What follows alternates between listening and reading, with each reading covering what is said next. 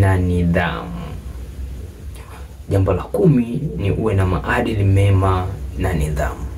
Na jambo la 11, utambulike na tawi lako.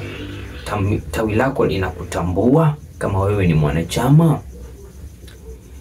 Kumbuka kwamba hiki ni chama kinachoamini katika ushirikiano. Ushiriki wako katika masuala mazima ya tawi. Ujenzi wa Chama cha Mapinduzi unaanzia katika tawi kupanda juu. Unashiriki vipi katika masuala yako ya tawi? Kwa hiyo ina taarifa hizo. Kama ni tawi lako, kama ni kata, mfano kama jimbo, uwe na taarifa zako, unashiriki vipi katika jimbo, katika wilaya na hata katika mkoa. Utambulike vyema na maeneo hayo, kata yako, wilaya, tawi lako mpaka mkoani.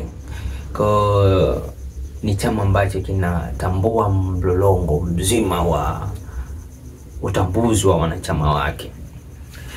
Jambo la 12, kiujumla, ili uweze kupata nafasi ya kuteuliwa na chama hiki, uwe ni mwananchi mwajibikaji.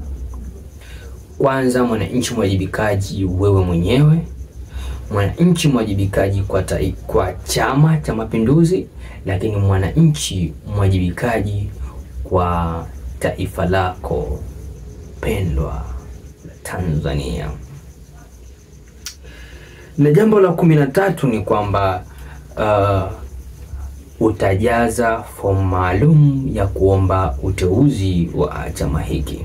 Katika fomu hii masuala haya yote niliyoyataja kuanzia 1 mpaka hili jambo la 12